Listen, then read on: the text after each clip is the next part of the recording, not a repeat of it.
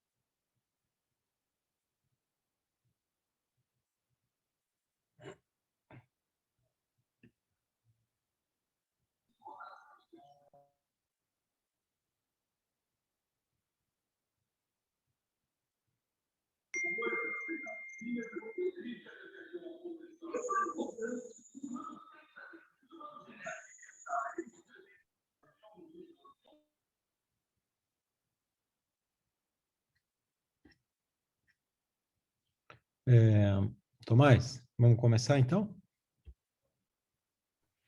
Vamos lá. Bom, boa noite a todos. Meu nome é Tomás Minelli, sou residente do terceiro ano aqui do serviço. Eu vou apresentar o caso clínico da semana e dar início à reunião. Primeiramente, eu queria agradecer ao Dr. Sérgio, a doutora Cleide, a doutora Vera, o Dr. André, o Dr. Matheus e o Dr. Felipe por terem me ajudado na formulação dessa aula e na condução do caso.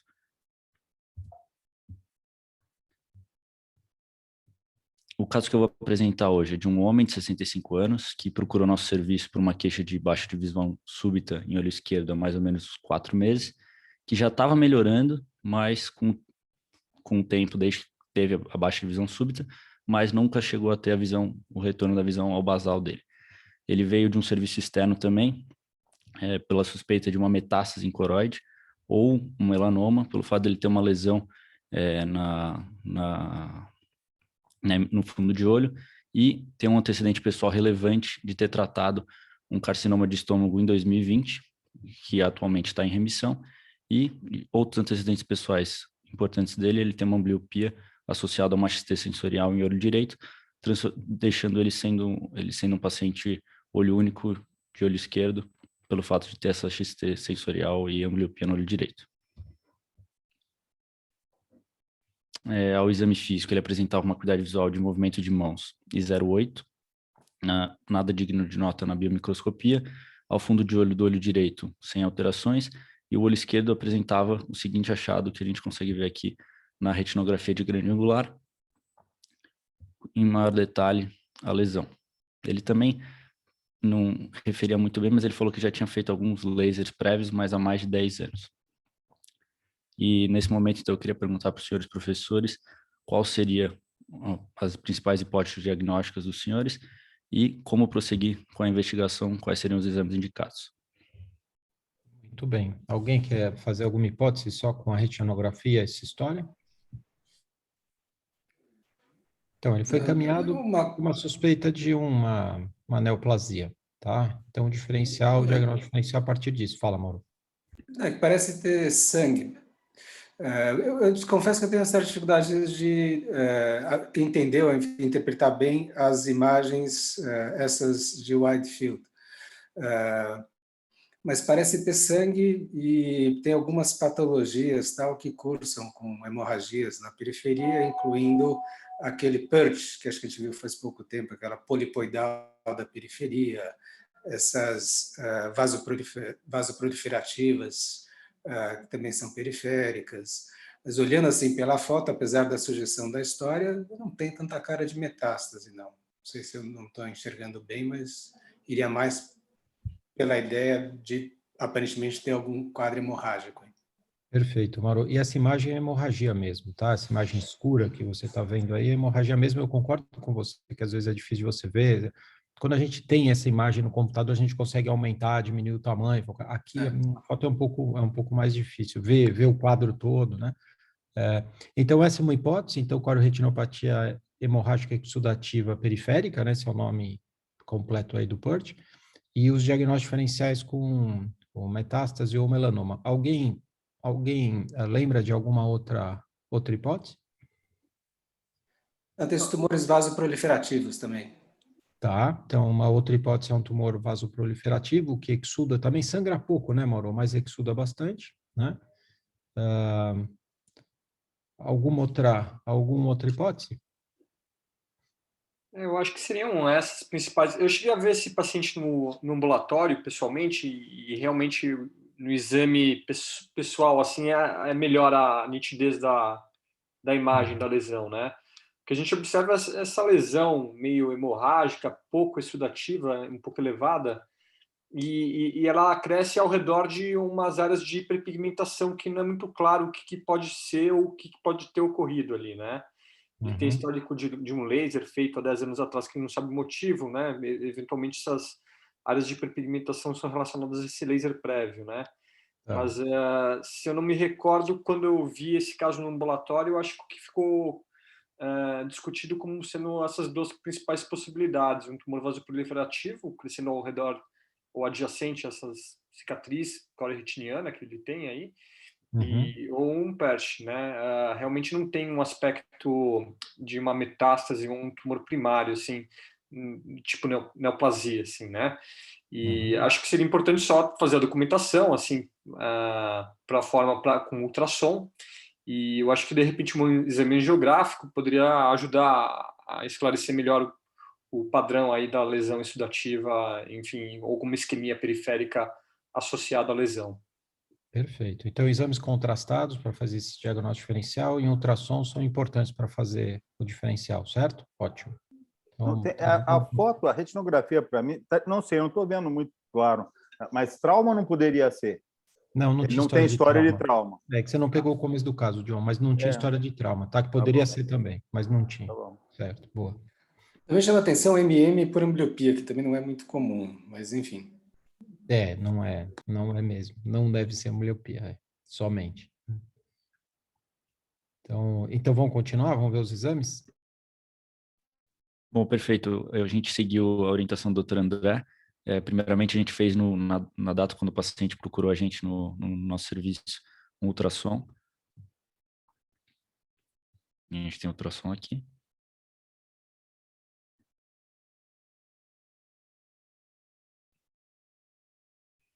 E aí, no segundo momento, semana passada, a gente reconvocou o paciente. Por ser uma lesão periférica, a gente tentou fazer exames que conseguissem captar melhor essa lesão. E, infelizmente, o paciente ele tinha desenvolvido uma HV fazia pouco tempo, então os exames não estão com melhor qualidade, mas aqui temos a anjo do paciente.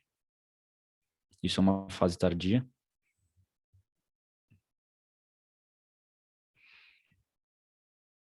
Na endocianina.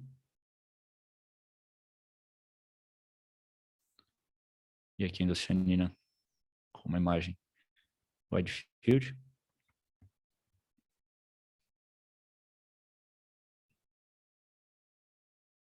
E o OCT da mácula, aqui não coloquei em maior aumento, mas sem nenhuma alteração da estrutura macular e uma lesão periférica elevada, bem no local da lesão que a gente consegue ver no fundo de olho.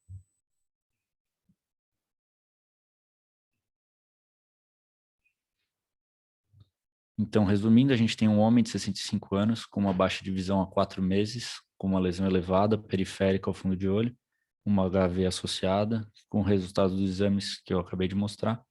E, novamente, eu queria perguntar para os senhores qual seria agora a principal hipótese diagnóstica dos senhores e qual seria a conduta. Deixa eu só te falar uma coisa.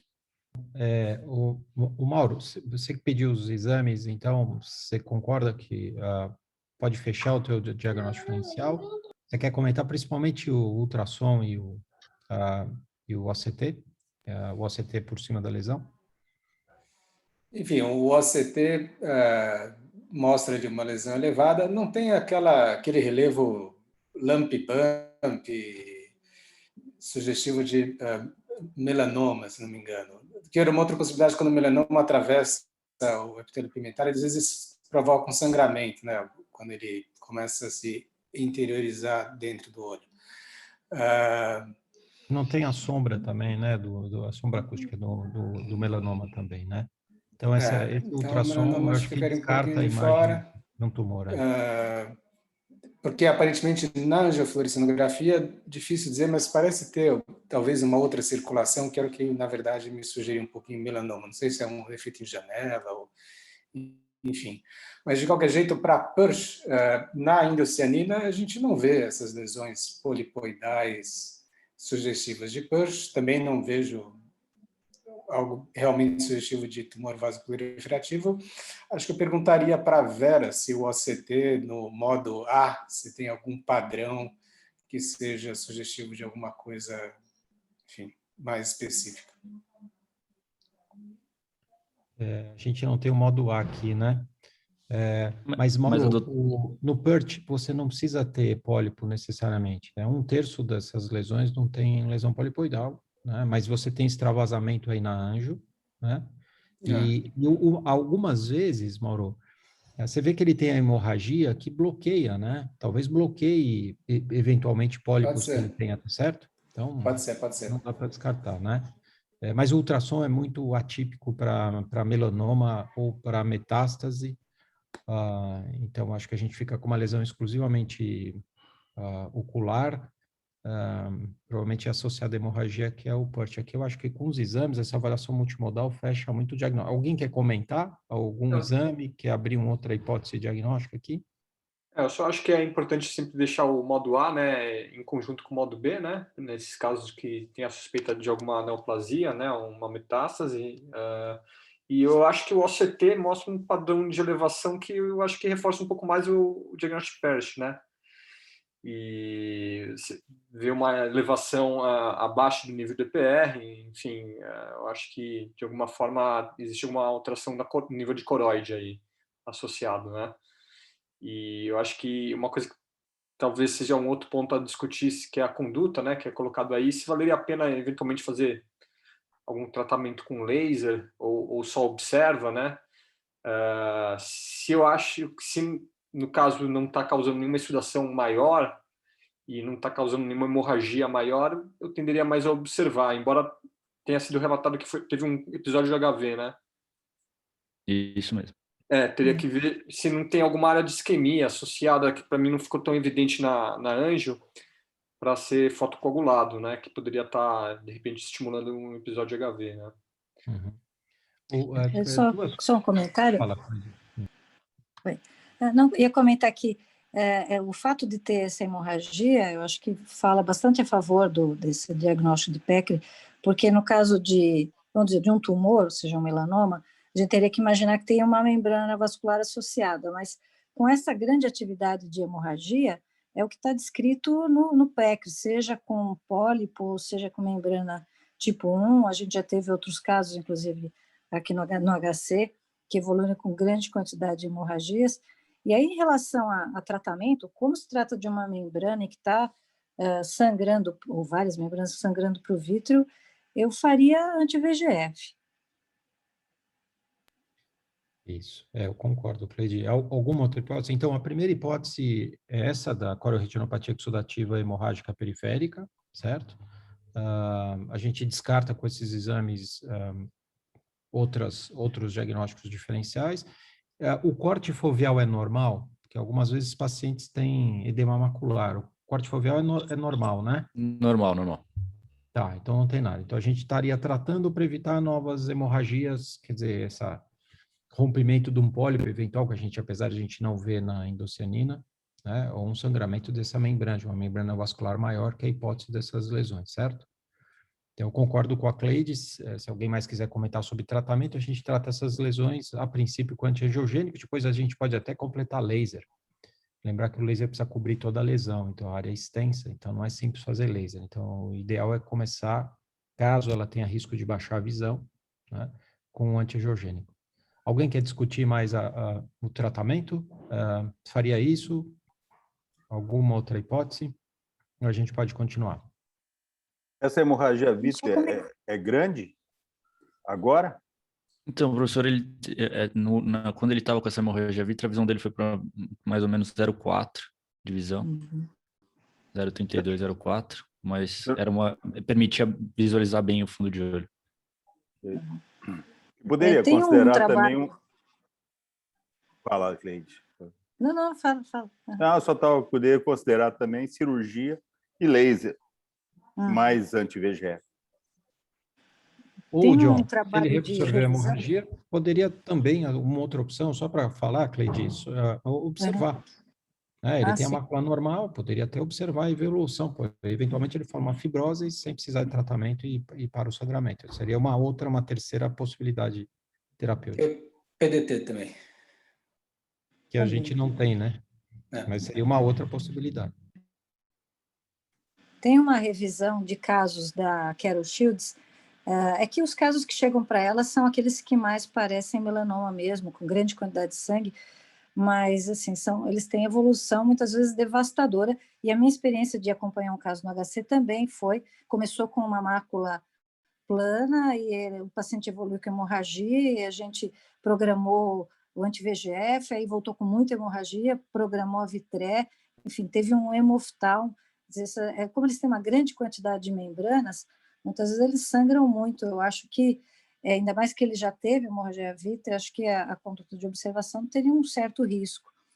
Eu pensaria em tratar com anti-VEGF. Cleide, é interessante isso, porque se a gente conseguisse diferenciar quais casos que evoluem, tem essa evolução ruim, e outros casos em que a alteração é só periférica e que até tem pacientes assintomáticos com isso, a maior parte, você vê esse artigo, aí a gente conseguiria diferenciar quem precisa de tratamento ou não. No artigo da Carol Shields, ela conclui o artigo dizendo que esses casos devem ser observados, a maior parte deles, né? Então, eu concordo com você, com o caso que a gente percebe que tem evolução ruim, ressangrando ou formando alteração macular, como esse caso que você acompanhou, com certeza a gente precisa tratar, mas talvez eu não concorde que todos os casos precisem de tratamento. Eu acho que uma boa parte vão ser observados e boa parte deles são assintomáticos, a alteração é só periférica. A queixa desse paciente foi uma turvação no campo, pelo menos que está na história dele, no campo nasal, né? Por essa hemorragia que ele tem temporal, né? Então, alguns desses pacientes, Outra coisa, a gente pode observar. uma outra ideia só, porque a gente, como na verdade trata mais de membranas neovasculares centrais, que não são tão dependentes disso, a gente não leva em consideração. Mas essas periféricas, polipoidal inclusive, eles podem ter uma relação maior com questões sistêmicas, tipo hipertensão e coagulabilidade. Então, acho que daria uma olhada se a paciente tem um INR normal, se não está hipertensa, coisas que talvez pudessem diminuir a possibilidade de ela ter outros sangramentos. Isso é importante. Pacientes que tomam anticoagulante podem ter hemorragias imensas, e tem um caso como desse que a Cleide descreveu, né? Ou hipertensão rompendo o pólipo, que a gente vê também, uma boa parte desses pacientes é hipertenso. Não sei se a hipertensão está relacionada com o desenvolvimento, não, talvez a hipertensão dê mais sintomatologia para esses pacientes, por isso que uma boa parte deles aparece como hipertensos, né? Algum outro comentário? Alguém quer falar? Aqui nasal, isso é laser? Nasal? Então, professor, a gente acredita que sim, porque ele tem uma história de laser que ele não sabe dizer o porquê que ele fez esse laser. No fundo de olho, no exame de biomicroscopia de fundo de olho, parecem ser marcas de laser, sim, algumas delas. Parece que eles tentaram uma panfoto nele, né? Porque tem laser para tudo que é lado aí. Tem nasal, em cima. Sérgio? Fala, Rony. Eu concordaria de iniciar com tratamento antiangiogênico, porque a gente não sabe, devido à alteração da arquitetura da retina, tão difícil de interpretar se não há uma neovascularização de coroide. E depois avaliar a absorção dessa lesão, né, desse descolamento de epitélio pigmentado hemorrágico e tudo mais, e tentar fazer outras endocianinas para tentar avaliar a presença de uma rede de pólipos, que geralmente essas lesões elas se organizam em rede, não em pólipos únicos. E aí, pela recorrência de hemorragia nesse caso, levar um laser a essa rede de pólipos que o paciente provavelmente tem perifericamente.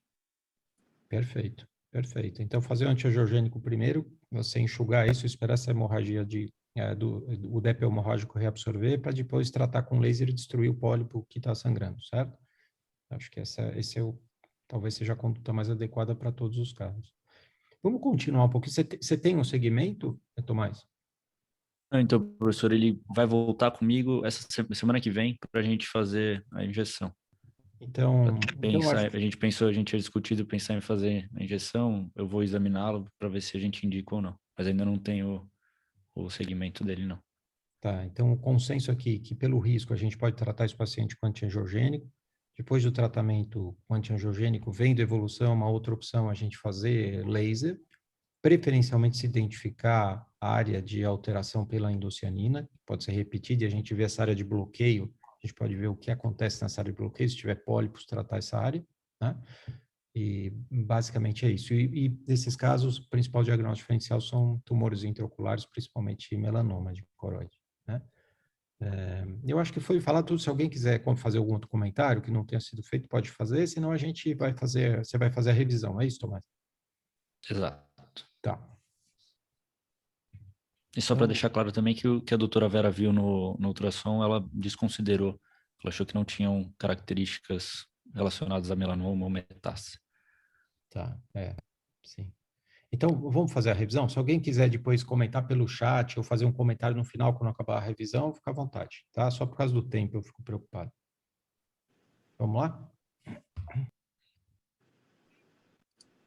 Bom, a nossa principal hipótese diagnóstica era a PECR, que é a coridopatia hemorrágica exudativa periférica. A PECR é uma lesão que foi primeiramente descrita em 1962, é característica por uma lesão hemorrágica, periférica, subretiniana ou sub-EPR. E na maior série de casos, que é o da doutora Shields, ela notou que a doença é muito mais comum em caucasianos, sendo 99% dos casos que ela pegou nessa série de casos, sendo pessoas de pele branca e em mulheres. Os fatores de risco, a doutora Shields e a doutora Mantel, que são as pessoas que têm os principais estudos dessa doença, mostraram que o sexo feminino, a idade avançada, são muito importantes fatores de risco. Tem até pesquisadores que consideram que pacientes com menos de 60 anos poderia-se até descartar a hipótese de PECR nesses pacientes, e é mais comum que a média de idade seja de 80 anos nos pacientes com PECR. Como o Dr. Mauro falou, hipertensão arterial e anticoagulação são fatores de risco também para a doença. Existem alguns que falam que o uso de anticoagulante poderia ser um viés de confusão pelo fato do paciente ter os mesmos fatores de risco para usar anticoagulante de ter a doença, que são pessoas idosas com hipertensão e outros problemas cardiovasculares. Em relação aos sinais e sintomas, muitos pacientes são assintomáticos, 16 a 42%, mas também o paciente pode ter uma baixa de visão, geralmente uma visão não tão ruim, mas podendo ter uma visão pior que 20/200 em 20% dos casos. Fotopsias, metamorfopsias e escotomas também são descritos. E a dor é um sintoma raro, mas também é possível pelo efeito de massa que esse DEP pode ter na periferia, causando fechamento angular e aumento da pressão intraocular. Muito importante também, como causador do sintoma de baixa de visão, é o envolvimento macular com exudação e líquido subretiniano. Apesar da lesão ser periférica, ela pode evoluir dessa forma. Em relação aos sinais, o principal sinal que a gente tem é o DEP periférico, com bastante exudação e hemorragia, e muitas dessas lesões podem cursar com HIV. Essa lesão, como ela tem como característica a involução sem tratamento, a gente pode pegar a doença como já em fase de fibrose, pigmentação. E o DEP também pode se romper, evoluindo com uma ruptura de PR. Uma coisa do trabalho da doutora Mantel, que é muito importante, ela viu que essas lesões elas estão muito mais localizadas na periferia temporal inferior, entre o equador e a ora serrata. Isso é muito importante no diagnóstico diferencial dessa doença com o melanoma e metástases, que costumam acontecer na parte mais central, no fundo de olho. E também a gente tem uma série de casos que em 60% dos pacientes apresentavam drusas e alterações de EPR também compatíveis com DMRI no olho contralateral. Agora eu vou comentar brevemente sobre os principais exames complementares.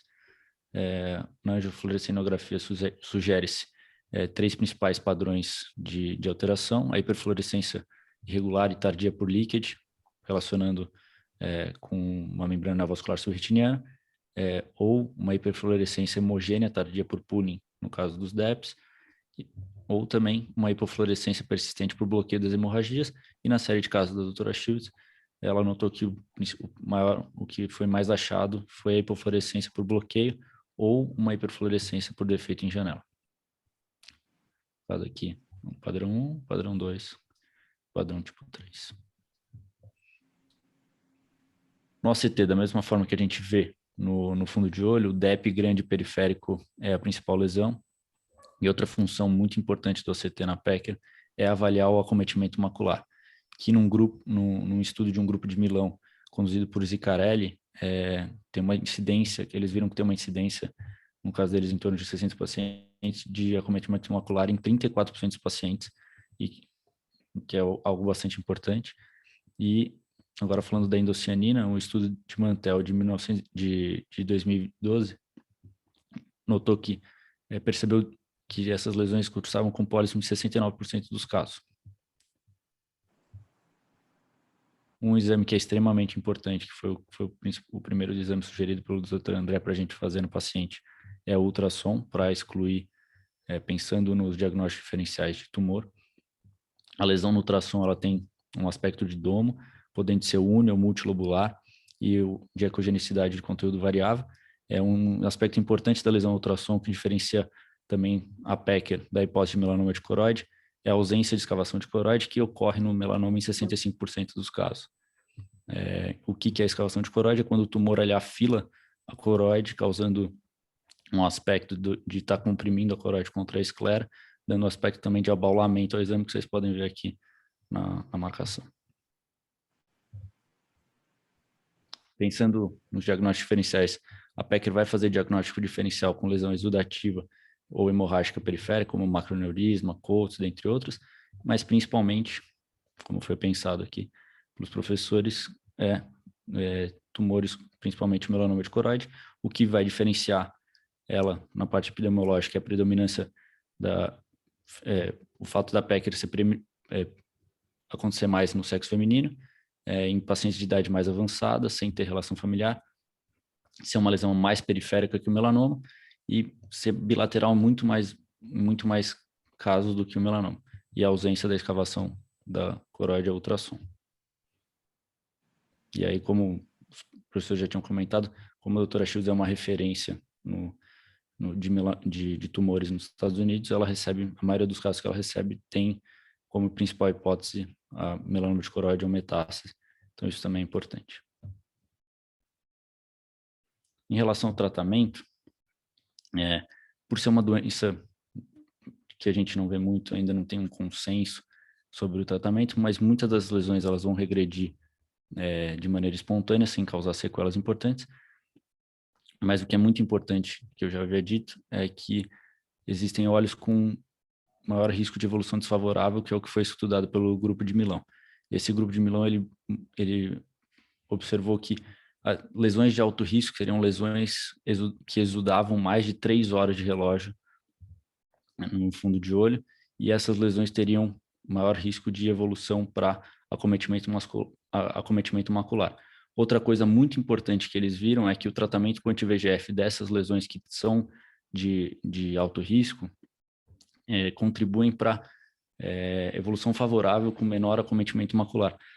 E como a doutora Cleide disse, e o que também o trabalho percebeu, é que uma vez que você tem o acometimento macular, mesmo você fazendo a injeção de anti-VEGF, você causa a diminuição do líquido do fluido subretiniano e intrarretiniano, mas o paciente não tem a mesma visão que ele teria se você tratasse antes.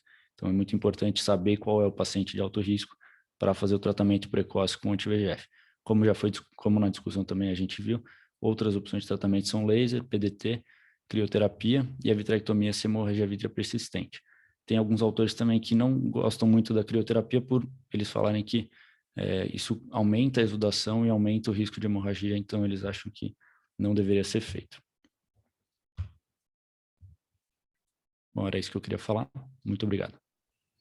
Ótimo, Tomás. Excelente a revisão do Tomás, excelente a discussão. Então, é um caso que é incomum, mas é importante fazer o diagnóstico e o diagnóstico diferencial, tá?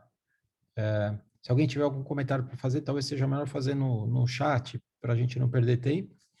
E parabéns, viu, Tomás? Então, vamos para a imagem da semana. Vai fazer a imagem a Thaís. Thaís é fellow, fellow de primeiro ano. Thaís?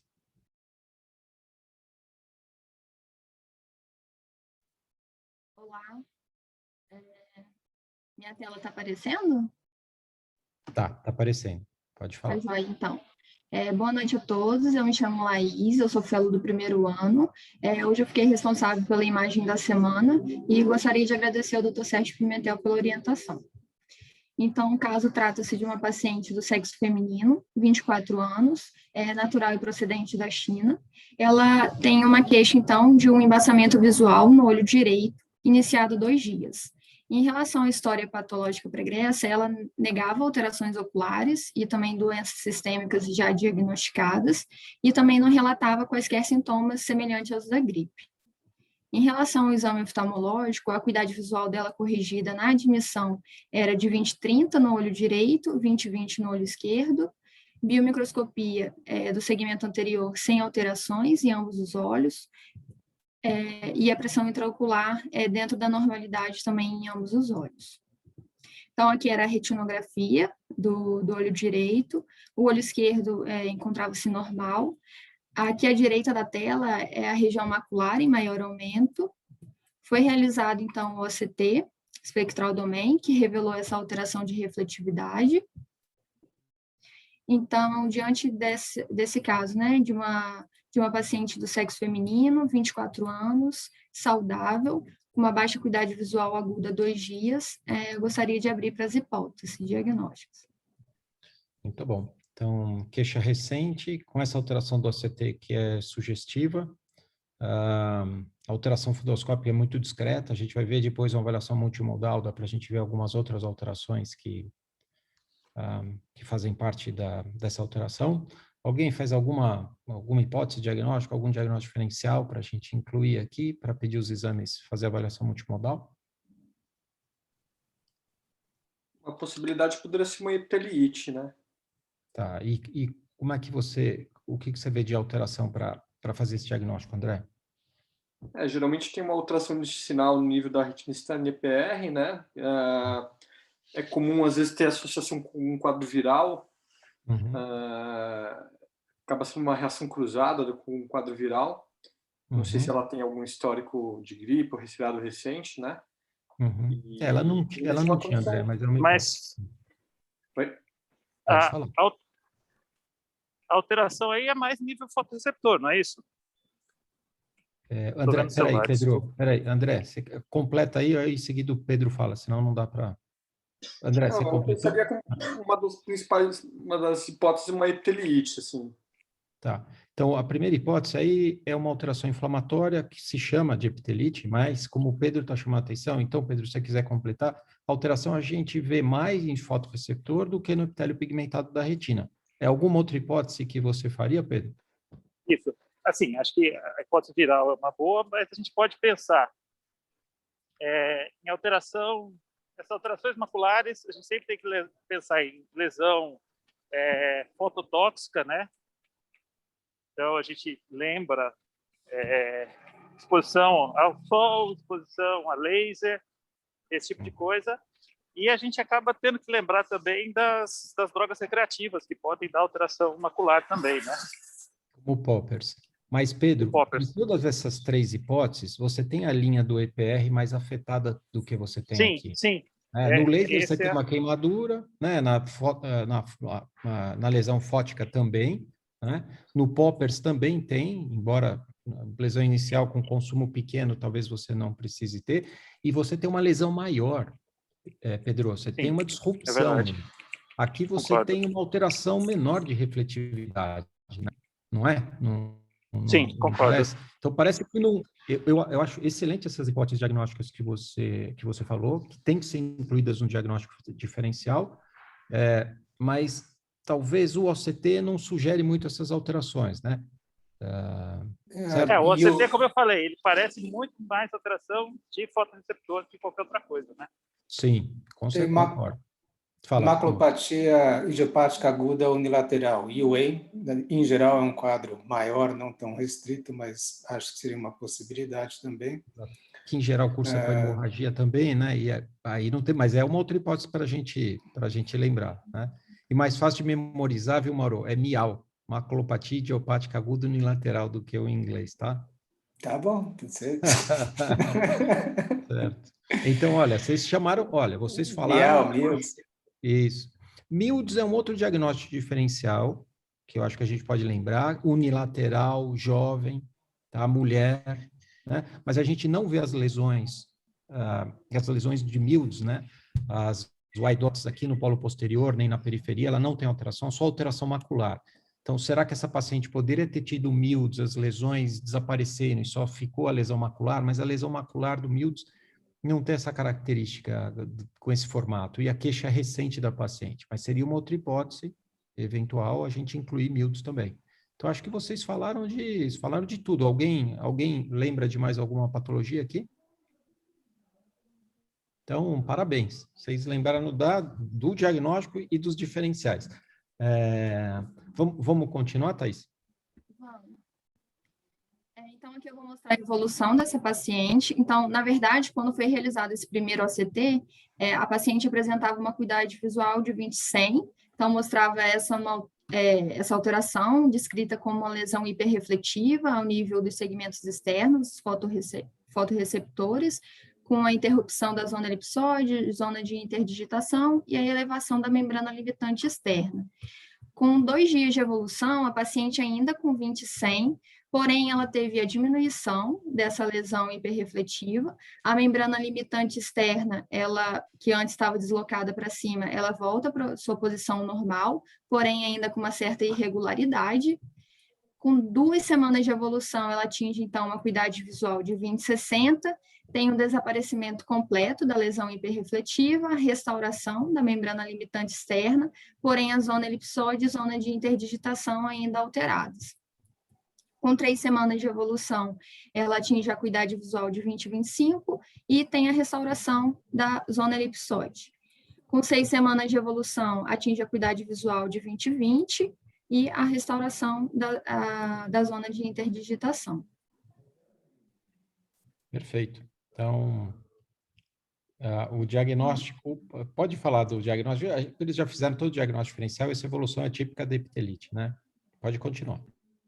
Já como falado, né, na discussão, o diagnóstico foi mesmo de epitelite pigmentar retiniana aguda. Dentro dos diagnósticos diferenciais, vale destacar a Milds, a neuroretinopatia macular aguda, a maculopatia idiopática aguda e a retinopatia solar. Deixa eu só fazer um comentário, porque, como o Pedro chamou a atenção, isso é uma alteração de fotorreceptor, não do EPR. O EPR está muito pouco afetado, em geral afetado secundariamente a lesão de fotorreceptor. Esse nome foi dado nos anos, como você vai falar aqui, né? Depois foi dado nos anos 70. A gente não tinha OCT ainda. Então, na verdade, não é uma epitelite, mas uma fotorreceptorite, né? Do segmento externo, os fotorreceptores, que é afetado a zona de interdigitação, a comunicação dos fotorreceptores com o EPR que é afetado. Então, o nome clássico é esse, mas o nome não descreve a lesão, como foi chamada a atenção, tá? Pode continuar. Então, essa imagem ela foi retirada desse estudo, publicado na Ophthalmology em 2017, e o estudo ele tinha o objetivo de avaliar as características da epitelite pigmentar retiniana aguda no início e no decorrer da recuperação. Então, eles realizavam exames seriados, né, de OCT, e sempre correlacionavam com a acuidade visual. Os critérios diagnósticos utilizados pelo estudo, né, para epitelite foram presença de escotoma central agudo ou uma baixa acuidade visual central aguda, O fundo de olho mostrando uma alteração bastante característica, embora não seja patognomônica, que é de um aspecto pontilhado pigmentado fino na mácula, circundado por um halo hipopigmentado, eu vou falar um pouquinho mais na frente. E o terceiro critério foi a presença de uma lesão hiperrefletiva, também característica na retina externa, ao nível da retina externa, né, pelo OCT espectral domain, e pela avaliação multimodal, eles excluíram outros possíveis diagnósticos. Então, eles excluíram MILDS, excluíram neuroretinopatia macular aguda, coroidite multifocal e a cororetinopatia serosa central. Então, aqui a avaliação multimodal, a retinografia que a gente já viu, a angioflu aparentemente normal, a endocianina verde também normal. A autofluor mostra que umas lesões hipopigmentadas mais temporais, aqui a fóvea, se apresentam como lesões hiperautofluorescentes. E o OCT mostra uma lesão bastante característica ao nível das camadas externas da retina e que eu vou falar um pouquinho mais na frente também. Então, aqui foram alguns dos estudos que eu utilizei para revisão da literatura. E o que é epitelite pigmentar retiniana aguda, né? Ela foi descrita, é uma condição que foi descrita pela primeira vez em 1972 pelo Dr. Krill e Dr. Deltman, tanto que também pode ser chamada de doença de Krill. Ela é uma doença macular rara que afeta adultos jovens, saudáveis. A idade de acometimento varia de 20 a 50 anos, não tem uma predileção por sexo e também não tem nenhuma predisposição racial descrita. Em relação à etiologia e fisiopatologia, ainda hoje é desconhecida, no entanto, assim como algumas doenças que compõem as Y-dot síndromes, existe a teoria de que uma infecção viral prévia, principalmente pela influenza, possa exercer um papel na sua patogênese, pela ativação de linfócitos T. Porém, nesse estudo, que é um estudo, na verdade, uma série de casos com 18 pacientes, é a série de casos com maior número de pacientes, uma vez que essa doença é rara, né? Ele mostrou nos seus resultados que apenas 17% dos pacientes, ou seja, 3 pacientes desses 18, apresentaram sintomas prodrômicos semelhantes ao do influenza 1 a 2 semanas antes das queixas oculares. E nesse estudo de baixo, que eu estou apontando, que foi o estudo de onde eu tirei a imagem da semana, foi também uma série de casos com 4 pacientes e nenhum paciente apresentou sintoma prodrômico. Então, assim, é algo ainda bastante questionável. E como que esse paciente se apresenta, né? Ele se apresenta com uma baixa acuidade visual aguda e indolor, ou um escotoma central, ou metamorfopsia. Geralmente o quadro é unilateral, pode ou não ter os pródromos virais, como eu falei. O prognóstico é considerado muito bom, uma vez que, na maioria dos casos, esses pacientes, eles retornam para a acuidade visual inicial, né, de 20/20, dentro de 6 a 12 semanas sem o tratamento, ou seja, é uma doença autolimitada. O fator de mau prognóstico para a acuidade visual final, descrito nos estudos, foi um extenso acometimento da retina externa, principalmente quando a nuclear externa é acometida, ou seja, quando os núcleos dos fotorreceptores são acometidos. Nesse caso, os núcleos dos cones, pelo acometimento foveal, né? E o exame oftalmológico. Geralmente, esses pacientes se apresentam com uma acuidade visual em torno de 20/40, mas certamente isso pode variar. O segmento anterior, geralmente é normal. O fundo de olho mostra uma lesão que é muito característica, mas não é patognomônica, que é uma área de pontilhado pigmentado fino na mácula e é circundado por um halo hipopigmentado. Foi detectado e alguns exames de angioflu eram normais. A autofluorescência pode mostrar uma hiperalto no centro da fóvea, discreto, e aquelas lesões, os pontos hipopigmentados observados no fundo de olho, se apresentam como áreas hiperautofluorescentes. A endocianina, em fase inicial, pode ser normal, e em fase intermediária tardia, ela mostra pequena hiperfluorescência na fóvea, tanto na fase intermediária a tardia, ou pode ser normal também em alguns casos. Aí aqui, só para fazer um adendo, a endocianina, então, e a angioflu, elas corroboram muito para o diagnóstico diferencial. Então, MILDS, por exemplo, na endocianina mostrariam aquelas lesões hipofluorescentes, que são até mais visíveis do que as próprias lesões no fundo de olho e na angioflúor. A angioflúor também é bastante diferente de Mildes, então essa análise multimodal permite fazer, né, um diagnóstico diferencial mais preciso. O campo visual pode mostrar os escotomas centrais pelo acometimento da fóvea. O eletroretinograma multifocal, diferente do de campo total, que mostra a retina como um todo, né? O multifocal ele pode mostrar uma depressão das amplitudes centrais. Então, aqui é um estudo em que eles tinham o objetivo de avaliar a função macular e a morfologia macular na epitelite pigmentar. Então, aqui é um paciente na admissão, mostrando uma depressão das amplitudes centrais, e com 5 semanas de evolução, houve a melhora dessas amplitudes.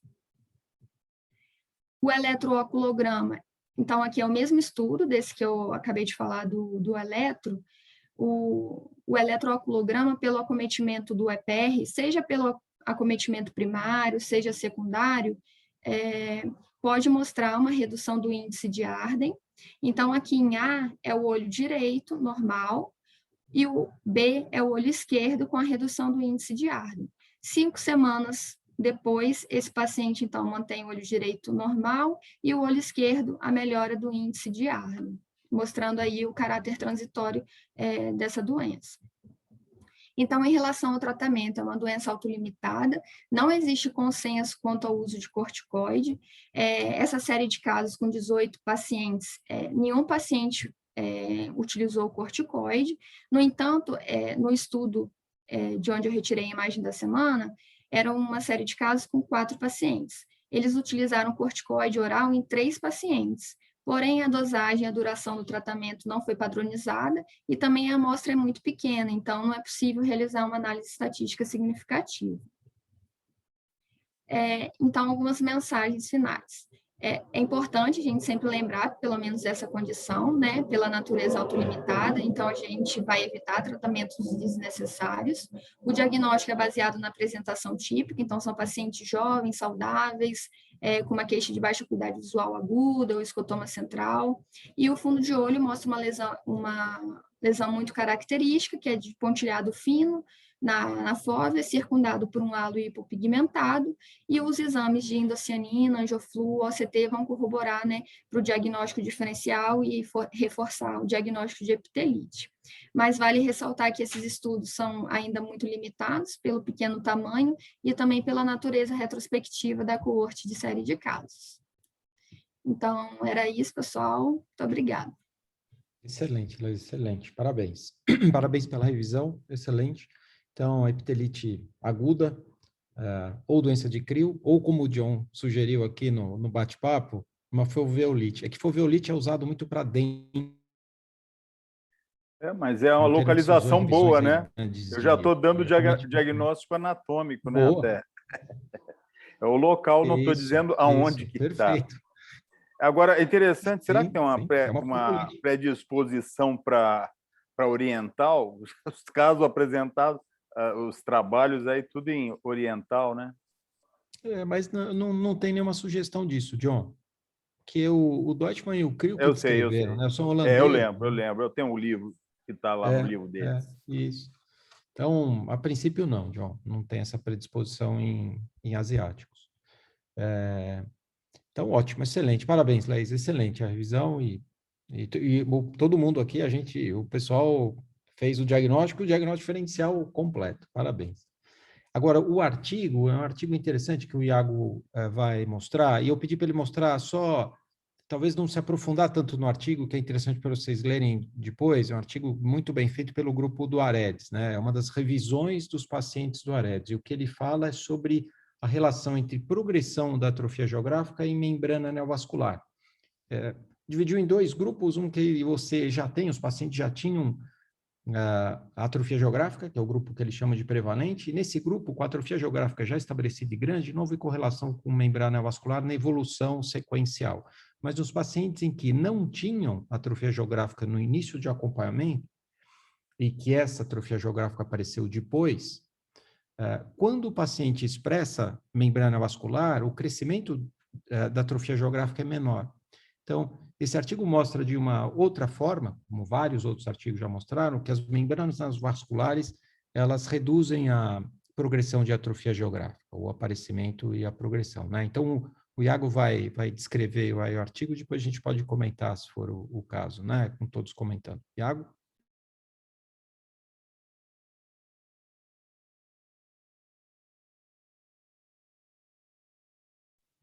Estão me ouvindo? Estão ouvindo? Falta só você clicar no play aí. Ótimo. Não estava conseguindo tirar o mute. Estão vendo a tela agora? Sim, pode continuar. Beleza. Bom, boa noite a todos. Meu nome é Iago, eu sou aluno do 2º ano aqui do serviço. Estou aqui para apresentar o artigo científico escolhido para essa semana, para a nossa discussão. Queria fazer um agradecimento ao Dr. Sérgio Pimentel pela escolha do artigo e ajuda na elaboração da apresentação.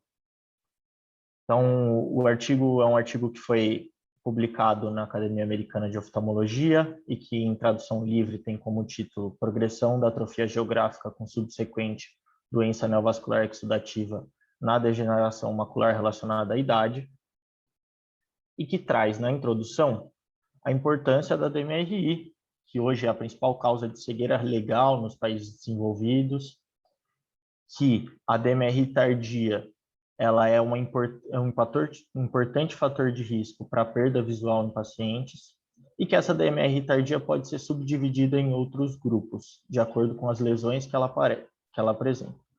Então, a DMRI tardia ela pode ser atrófica, que é caracterizada por uma lesão de atrofia do EPR e das estruturas adjacentes, então fotorreceptores e coriocapilar.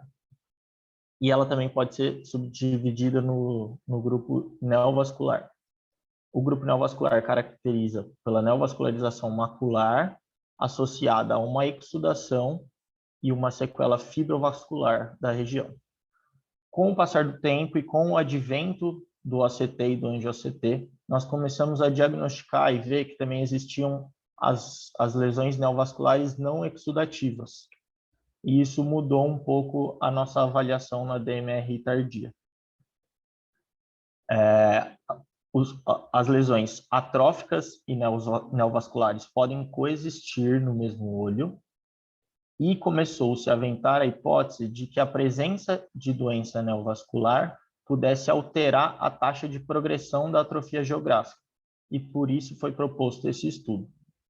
Então, esse estudo é uma análise pós-hoc do estudo AREDS-2, que é um estudo de ensaio clínico controlado, randomizado, multicêntrico e de fase 3, que procurou avaliar os efeitos da suplementação nutricional na DMRI, juntou um total de 8.406 olhos de 4.203 participantes, todos eles entre 50 e 83 anos de idade, e como critério de inclusão para o estudo, os pacientes precisavam apresentar ou drusas grandes bilateralmente, ou DMRI tardia em um olho e drusas grandes em outro olho. Esses pacientes foram seguidos, acompanhados e avaliados na primeira avaliação com retinografia e com autofluorescência, porém não foi utilizado o OCT nem angio-OCT no estudo. Na época não existia a grande difusão. Então, o nosso estudo, a análise pós-hoc, é o maior estudo sobre atrofia geográfica seguida de DMRI neovascular, totalizando um total de 136 olhos com ambos acometimentos, e tem como objetivo estudar os olhos com atrofia geográfica que desenvolveram uma neovascularização macular exudativa e avaliar a taxa de crescimento dessa atrofia geográfica.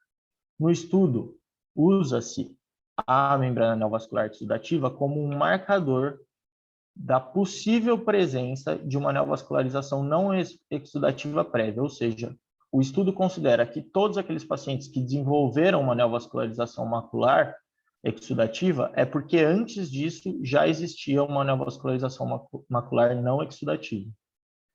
Tem como objetivo também o estudo comparar as taxas de crescimento da atrofia geográfica nos olhos com e sem o desenvolvimento da membrana neovascular exudativa e também tentar inferir uma possível lentificação na taxa de crescimento da atrofia geográfica na presença da neovascularização macular não exudativa. Lembrando que essa é uma suposta presença da não exudativa, visto que nenhum exame no estudo comprova realmente que ela existia.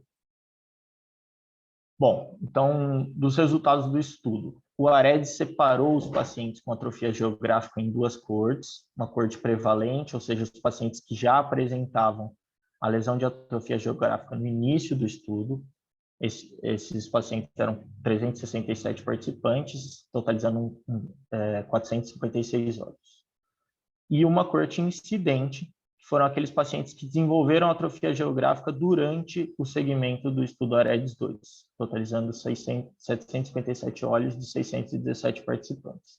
Na nossa análise pós-hoc, nós conseguimos encontrar 63 olhos de 59 participantes na coorte prevalente que desenvolveram a doença de neovascularização macular exudativa, e esses pacientes foram seguidos, em média, por 4,1 anos. E na coorte incidente, tivemos um total de 73 olhos de 73 participantes que desenvolveram a membrana exudativa, num segmento de aproximadamente, em média, 2,3 anos. Comparando esses subgrupos e analisando os números, a gente encontrou uma diferença estatisticamente significante na taxa de crescimento dos pacientes da coorte incidente, ou seja, aqueles pacientes que desenvolveram atrofia geográfica durante o estudo, apresentaram diferentes taxas de crescimento de acordo com o subsequente desenvolvimento ou não da membrana exudativa. Então, os pacientes que não tiveram desenvolvimento de membrana exudativa e que desenvolveram só atrofia geográfica, tiveram uma taxa de progressão dessa atrofia de 0,29 milímetros por ano. Aqueles pacientes que desenvolveram atrofia geográfica e subsequentemente desenvolveram a neovascularização exudativa tiveram um crescimento de 0,20 milímetros por ano. Isso é uma redução de 30% e é estatisticamente significante. Na coorte prevalente, naqueles pacientes que já apresentavam atrofia geográfica antes do início do estudo do AREDS, essa diferença não foi estatisticamente significante. Além disso, tivemos outros achados. Então, na coorte prevalente encontrou-se uma idade média de pacientes que desenvolveram a DMRI exudativa maior, então esses pacientes tinham em média 77,3 anos. E na coorte incidente, uma maior proporção de ex-fumantes estava presente no grupo que também desenvolveu a degeneração exudativa. Porém, tanto idade quanto o fator ex-fumante ou não fumante já tinham sido demonstrados anteriormente pelo AREDS 2 como não estatisticamente significantes. Então, o AREDS já tinha comprovado que esses dois fatores de risco não influenciavam na taxa de crescimento da atrofia geográfica. Como discussão, a gente parte do pressuposto que o achado, então, a gente encontrou no estudo uma menor taxa de progressão da atrofia geográfica se seguida de DMRI exudativa naqueles pacientes da coorte incidente, o que não aconteceu na coorte prevalente. E como possíveis hipóteses para explicar isso, o estudo levanta a hipótese de uma atuação local e restrita da membrana neovascular não exudativa. Então, eles explicam que possivelmente o fator protetor da membrana não exudativa ele tem uma ação restrita, pequena e local.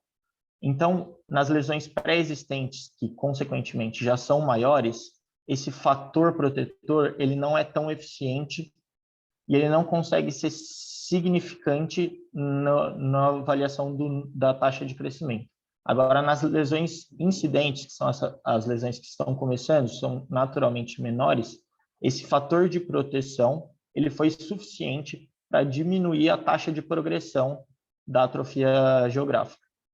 Além disso, a gente tem que considerar que existem outros fatores influenciadores no crescimento da atrofia geográfica, então o tamanho, a configuração da atrofia, se tem acometimento central ou não, o hábito de fumar ou não, tudo isso pode influenciar.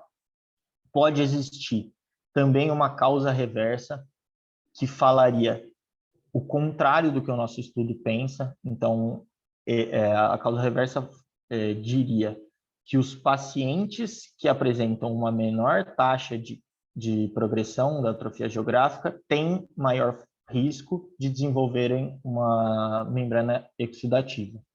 E também podem existir fatores desconhecidos que são compartilhados tanto para o aumento da membrana, do risco para desenvolver uma membrana exudativa, quanto para a diminuição da taxa de progressão da atrofia geográfica. E o estudo encontra como o principal e mais importante possível mecanismo que explique esse efeito protetor da neovascularização macular não exudativa ou exudativa é que a membrana neovascular não exudativa, ela engloba todas as membranas tipo 1. E essas membranas têm a capacidade de penetrar pela membrana de Bru e formar uma rede capilar sub-EPR que seria compensatória, que compensaria a degeneração da coriocapilar que ocorre na doença. Então, é como se o suprimento passasse a ser realizado por essa membrana não exudativa. E isso diminuísse, consequentemente, a taxa de progressão da atrofia do EPR. Existem os vieses do estudo, dentre eles o mais importante é o tempo de segmento, que foi pequeno na corte incidente, então 79 olhos tiveram um tempo de segmento menor que 2 anos. Também tem o viés da gente supor a existência de uma membrana não exudativa a partir do desenvolvimento de uma exudativa, então não teve nada que comprovou que realmente as não exudativas existiam. E no AREDS 2 foram excluídos os pacientes que já apresentavam neovascularização exudativa antes do início do estudo. Então, isso permite uma avaliação mais limitada e não de todos os pacientes com essa patologia. Como conclusão, o que o estudo chega é que a atrofia geográfica recente apresenta uma menor taxa de crescimento quando ela vem seguida de uma DMRI neovascular exudativa. E essa menor taxa de crescimento no estudo não pôde ser explicada por outros fatores clínicos, de imagem ou de genética dos participantes. E esses dados são importantes para a gente aumentar o nosso conhecimento e tentar entender melhor a atrofia geográfica e a sua associação com a DMRI neovascular, e ajudam também a gente a começar a interpretar melhor os novos resultados dos novos estudos que correlacionam a atrofia geográfica com as altas taxas de DMRI exudativo. Era isso do artigo. Muito obrigado.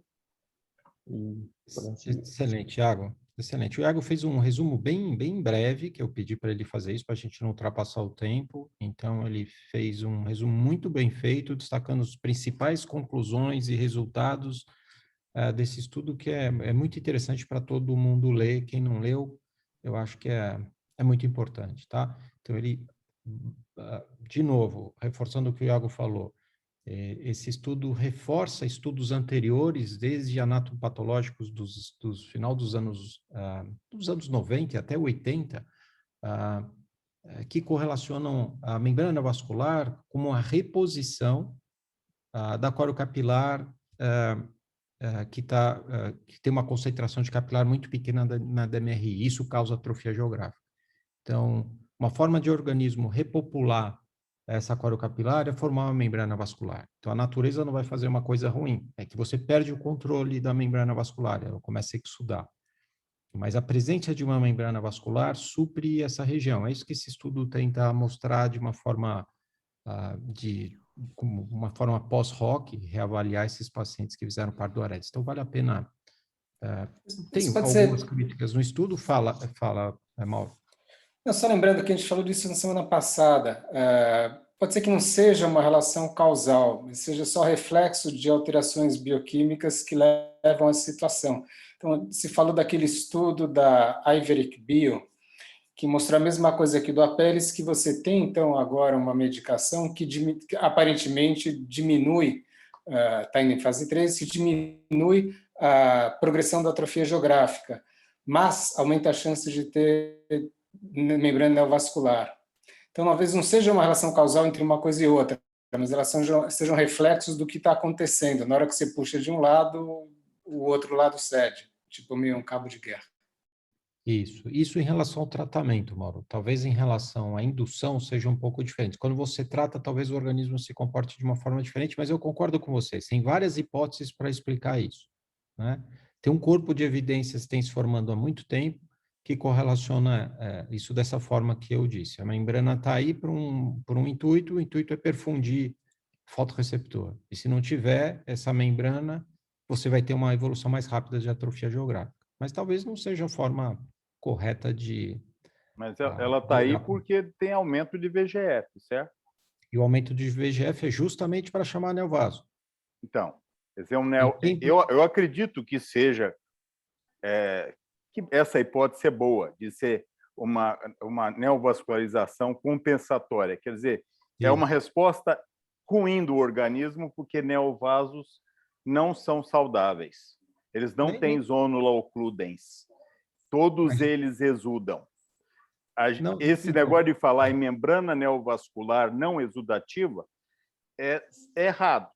Ela exuda, só que ela exuda tão pouco que a bomba do epitélio pigmentar consegue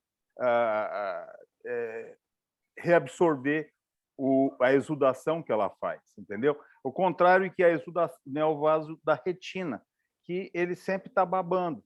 Por quê? Não tem compartimentalização, só tem o vítreo ali que não dá pressão nenhuma. O epitélio pigmentado, a bomba do epitélio pigmentado está longe, então ele vaza, entendeu? Então eu acho que o não exudativo é ainda uma fase, vamos dizer, que às vezes fica muito tempo sem a gente verificar mesmo extravasamento tanto para o subretiniano como para o intrarretiniano. John, isso é ótimo. Excelente observação do John. Quando se chama não exudativa na retina, mas provavelmente na coriocapilar está tendo extravasamento. Mas é uma forma de você compensar um problema crônico de perda de coriocapilar que vai destruir a retina da mesma forma, né? Isquemia, né? Isquemia. Você tentar suprir vasos, como existe no coração também, né? Você tem circulação, perfusão de outras formas quando você tem uma área de isquemia, né? Mais ou menos se comportaria como uma correlação disso. Mas, John, bem lembrado. Então, provavelmente existe uma exudação, mas ela é pequena que não é identificada pelo OCT, por isso se chama de uma DMRI exudativa, de uma DMRI neovascular, tem neovaso, mas não exudativa, mas não que não exista, mas que a gente não perceba no OCT, pelo menos abaixo do EPR ainda, né? Perfeito, John, isso aí. Então, é uma área, a gente falou na semana passada, como o Mauro lembrou, de um estudo de tratamento com inibição de complemento para evolução de atrofia geográfica, que já tocou nesses pontos.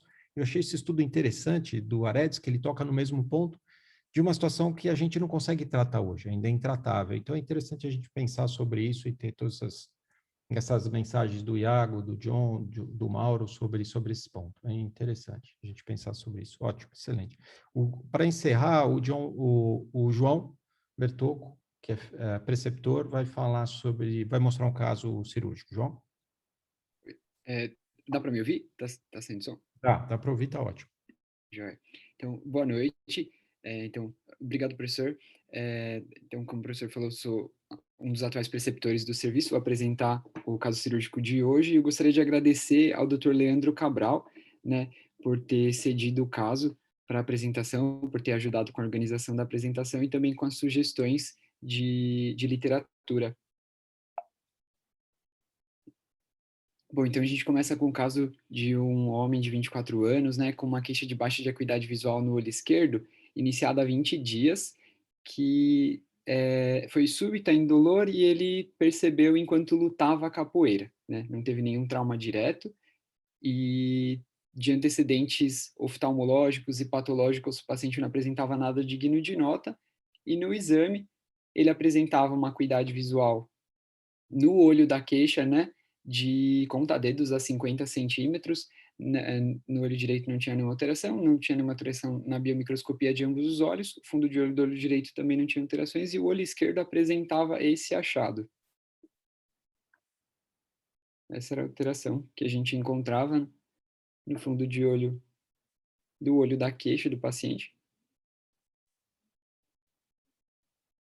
e, a princípio, levantou-se a hipótese diagnóstica, né, de uma retinopatia de valsalva, e com uma hemorragia pré-macular associada, né, sublimitante interna, e a conduta foi inicialmente de observação. O paciente foi reavaliado 2 meses depois, a acuidade visual desse olho se mantinha, continuava a contar dedos a 50 centímetros, e o exame de fundo de olho apresentava esse aspecto.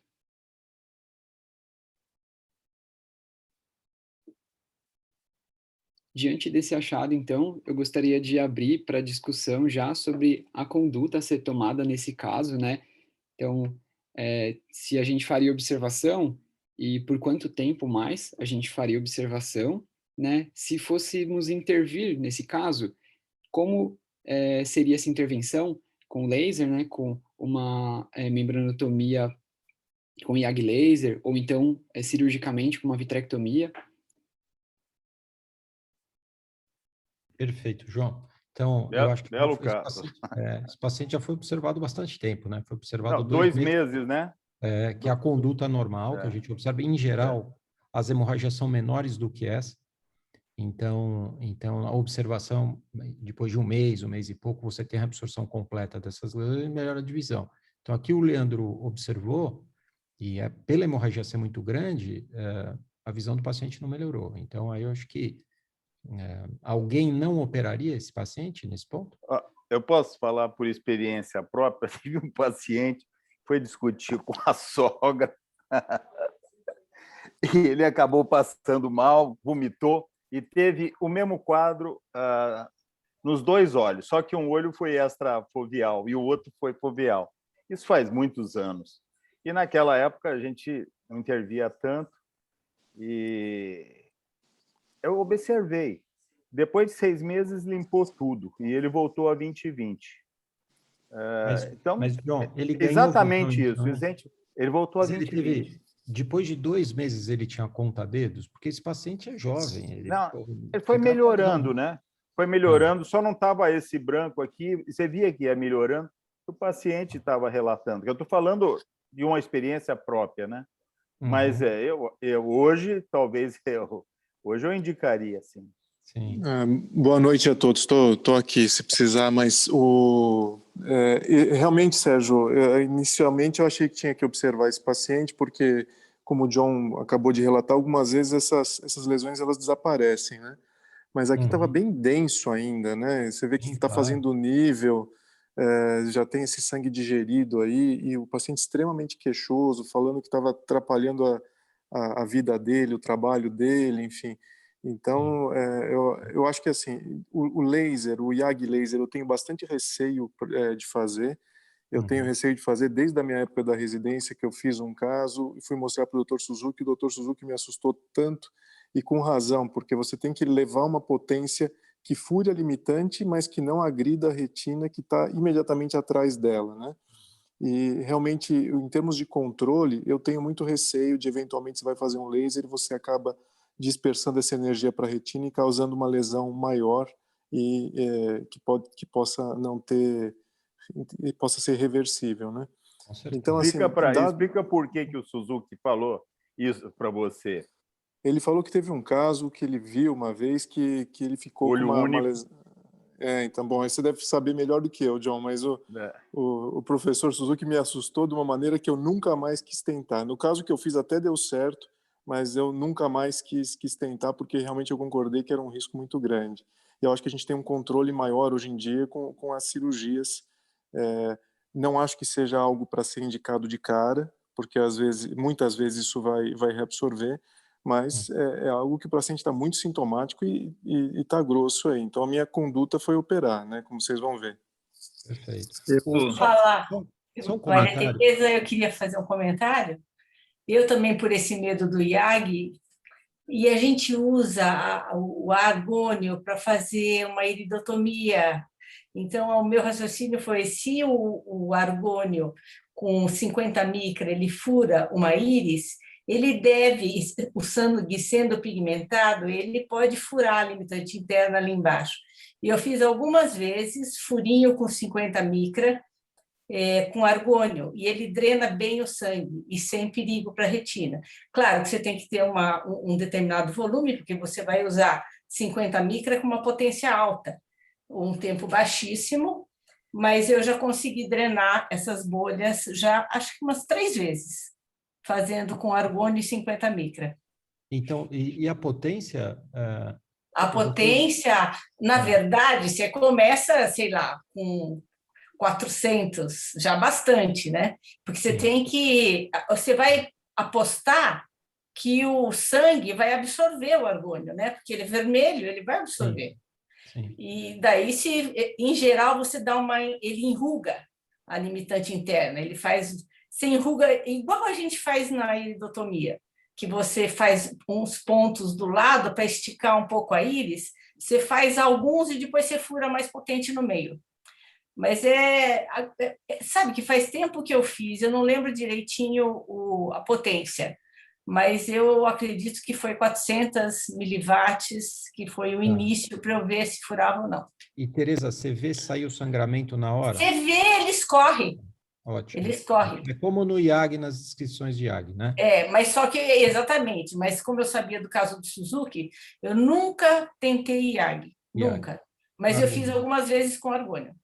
Você podia publicar isso, porque eu acho que não tem publicação com argônio. Gente, faz muito tempo que eu fiz isso e não tenho documentação. Pena. Acho que documentação eu tenho, do retinógrafo antigo.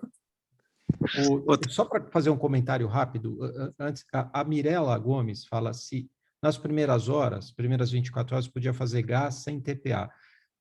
A membrana limitante ela é muito tensa, o gás não faz movimentação na membrana limitante. Se fosse subretiniano, sim, mas sublimitante interna, como é o caso, você não consegue alterar a elasticidade dela para drenar isso. Então, o gás não funciona nesses pacientes, tá?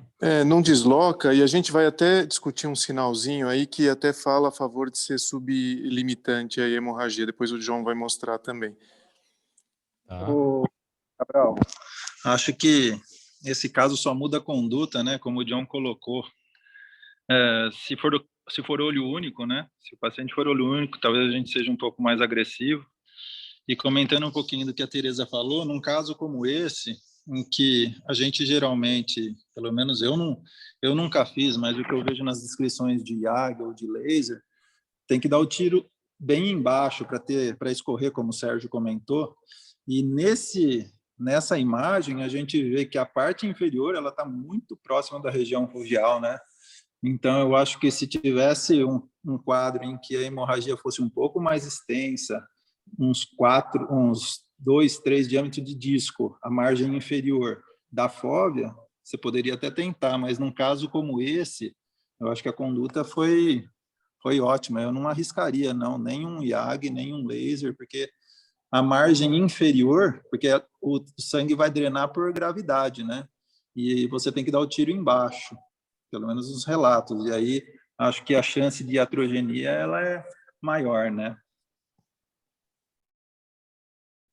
Concordo. Eu não tenho essa experiência com argônio, né?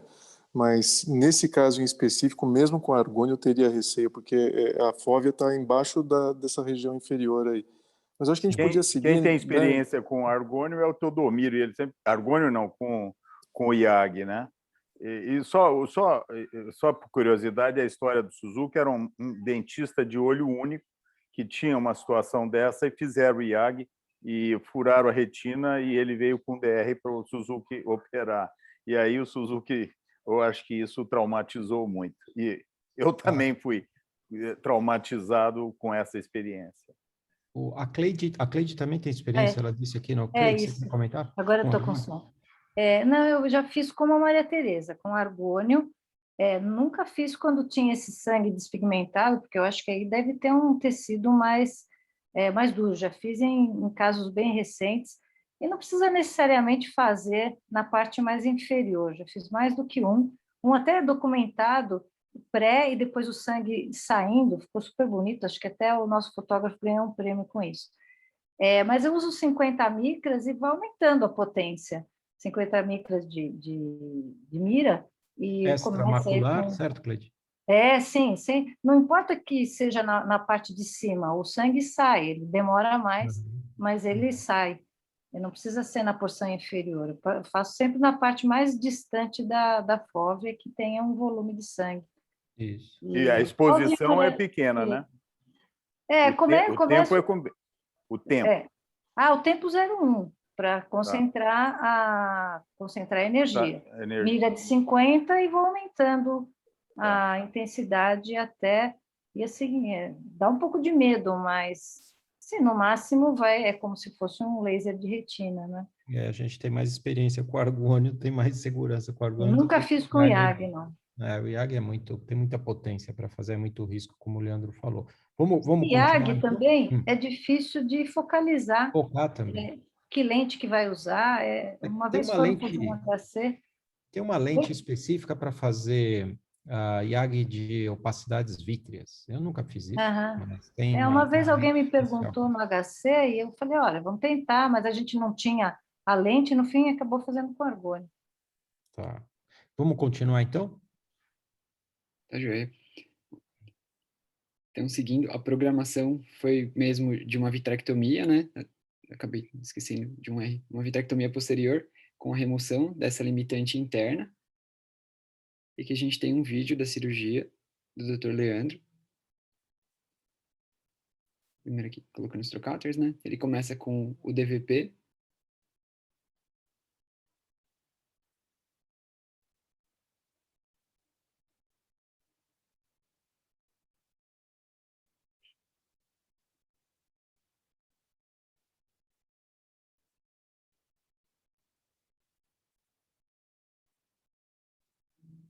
Região da lesão também. Eu vou comentar, vou aproveitar para comunicar. Olha como parece uma bexiga, né? É difícil você pegar e furar isso. Então, a solução que eu tive, que eu achei interessante, é você ir na borda. Porque na borda disso não tem essa consistência de bexiga e você consegue furar a limitante. Esse primeiro furo é difícil. Depois que você faz esse primeiro furo, você tem acesso à hemorragia que está por baixo e é fácil de continuar, né? Então, só assim, na borda, fazer o peeling pegando na borda, que é um pouco contraintuitivo, porque a gente tenta fazer o peeling onde está mais levantado da retina, mas esse aspecto de bexiga, é difícil você fazer essa pega, você tem que abrir muito a pinça, e aí quando você fecha, eventualmente ela pode deslocar, né? Leandro, corar limitante ajuda em alguma coisa? Porque você tem um fundo branco lá, ou avermelhado, talvez você não precise corar por causa disso, certo? Nessa cirurgia eu não usei azul porque para fazer essa primeira pega ela estava levantada e depois era muito fácil, o próprio sangue tingiu ela meio que por baixo e eu removi a limitante dessa região central que eu precisava remover, né? Então realmente eu não... conforme, eu acho que assim, o azul ajuda muito, mas realmente num caso que você não precisa, é uma coisa a mais que você está injetando no olho da pessoa, Exatamente. Então, nesse caso aí, eu não achei que precisasse. Não precisava. Exato. Exatamente. Perfeito. Enfim, então... Talvez eu tivesse começado com um pique, viu, Leandro? Só com a agulha dobradinha, abre e aí você pega a pinça e você faz o resto. É uma ideia, John, eu concordo, de você entrar e fazer um pique, mas realmente, se você for na borda dessa bolha, sai fácil. E eu já tinha tido outros casos que eu tinha tido dificuldade, me ocorreu realmente de ir na borda da bolha, e indo na borda não é difícil, sabe? Se você vai no ápice da bolha, parece essa bexiga tensa. Mas realmente você pode ir com um pique, furar, e aí você pega com a pinça onde fez o furo, e aí é fácil, né? Porque você tem solução de continuidade, né? Aí é mais tranquilo de continuar. Perfeito. É interessante, Leandro, essa sua abordagem de pegar na borda, eu não conhecia ainda. Nos meus casos, eu resolvo eu pego um flute ou uma pinça com ponta de silicone, coloco a aspiração lá em cima e vou no centro e fico aspirando e aí eu rompo a limitante. E aí eu vou com a pinça e vou contornando. Todos os casos que no início eu tive essa dificuldade, eu não pensei em ir na borda. Interessante adicionar essa sua técnica, eu vou tentar da próxima vez usar nos meus casos, mas aí depois eu comecei a resolver todos os meus casos indo bem no centro, com uma aspiração do back flush ou de uma cânula, e aspirar com bastante vácuo, que aí você rompe a limitante. Eu tive sucesso com meus casos assim. Interessante de cirurgia é que tem várias técnicas que você consegue ter resultados semelhantes, né? As dificuldades às vezes são as mesmas, mas o jeito de resolver varia e tudo é válido, né? Acho que a gente vai aprendendo, escutando e vai somando, né? Perfeito. Sim. Vamos ver a evolução, então, desse paciente? Tá joia. Seguindo, então, o paciente no primeiro mês de pós-operatório, né, ele já apresentava acuidade visual de 20/20 nesse olho. E como o Dr. Leandro havia mencionado, né, a gente vê essas alterações que sugerem a hemorragia como sendo sublimitante, né? Essas alterações essas linhas amareladas, né, na região da borda da hemorragia. E aqui no maior aumento a gente consegue observar também essas áreas de contorno, esse contorno amarelado das bordas da lesão. Um comparativo, então, com o anterior à cirurgia. Aqui, essas alterações lineares, né, amareladas. E no OCT, a gente consegue observar essa alteração, justamente naquela região que eu havia mostrado. Tem essa alteração hiperrefletiva, nas camadas mais externas, né, que são secundárias a essa, como o Dr. Leandro havia comentado comigo, são alterações das células de Miller secundárias a essa tração que a membrana limitante interna sofre, né, e acaba tendo uma distensão dessas células e uma desorganização a nível da membrana limitante externa. Observando essa alteração no OCT, dá vontade de drenar antes, né? Para não ficar com essa preguinha aí, que seria uma preguinha secundária, né? Eu posso fazer um outro comentário? Claro. Então, eu acho que atualmente eu estou drenando esses casos com mais precocemente, como o Leandro fez, porque se vocês notarem no OCT temporal, há um afinamento da camada de células ganglionares. Por mais que os pacientes tenham 20/20, já teve um paciente que eu acompanhei, desapareceu e ficou 20/20, essa alteração de afinamento provavelmente é uma degeneração das células ganglionares, o que pode não estar dando nenhuma alteração agora, pode dar no futuro, se esse paciente fizer um glaucoma, vai ter uma chance maior de ele ter lesão, uma evolução maior no perda de campo nesse hemisfério superior macular. Então, em virtude desses achados que a gente observa no OCT, eu estou também indicando mais precocemente com você, Leandro. Não, mas o Leandro esperou 2 meses para reabsorver. 2 meses é um tempo razoável. Eu tô achando que você está forçando a barra aí, Rony. É difícil explicar esse negócio, esse troço que apareceu aqui, né? Só se foi porque o sangue puxou. Você está querendo falar que o sangue 2 meses aqui está atrofiando a camada ganglionar? Se você ver, ela está afinada, John. Não sei, não. Teria que fazer um CT de hemisferial, e fazer só a espessura da camada de células ganglionares, mas claramente está afinado aí. Mas aqui é um corte só, eu acho que tem que fazer mais para chegar a essa conclusão. Antes eu esperava 6 meses, Sérgio, agora estou puxando mais para 2, 3 meses mesmo.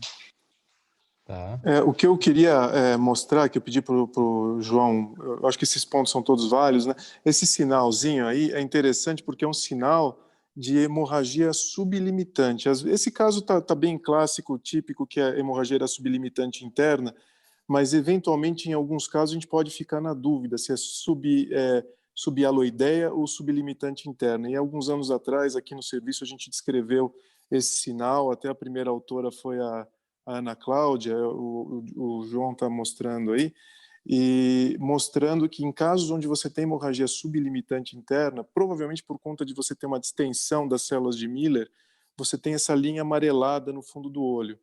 E isso pode ser um marcador aí, eventualmente, se esse paciente sempre vai estar com essa linha lá, isso pode ser um marcador que ele já teve uma hemorragia sublimitante interna.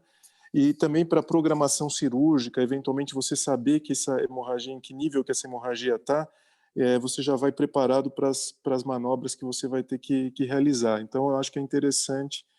Se você quiser falar, João, eu acabei te cortando aí, né? Não, imagina, professor, era justamente isso, como o senhor estava explicando, né? São essas alterações que ajudam no diferencial, justamente por conta dessa fisiopatologia associada, né, da distensão das células de Miller, e acaba levando essa alteração mais externa, né, que por conta de alterar a estrutura da membrana limitante externa. E aí ajuda nesse diferencial. E a gente acaba observando também, foi um caso descrito aqui pelos professores do serviço, né? E num paciente com shaken baby também, com essa a hemorragia pré-retiniana submembrana limitante interna. Esse caso aqui, eu e o Sérgio somos autores desse paper, ele mostra uma absorção bem rápida numa criança, né, uma criança de menos de 1 ano de idade, e hemorragia sublimitante interna em criança é quase que patognomônico de maus tratos. Então, você vendo essa linha é algo interessante para ser também observado, porque tem importâncias até legais nisso daí.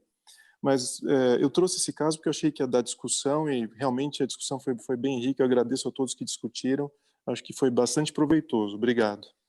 A gente que agradece você, Leandro e o João, pela apresentação, tá? Super obrigado. No caso, super bonito o acompanhamento. E foi discutido tudo, então, né? O Leandro tomou a conduta perfeita, a técnica cirúrgica foi excelente. O que foi discutido foram outras possibilidades terapêuticas, variações mínimas de técnica cirúrgica, né, que foi discutido, que é interessante ouvir todo mundo.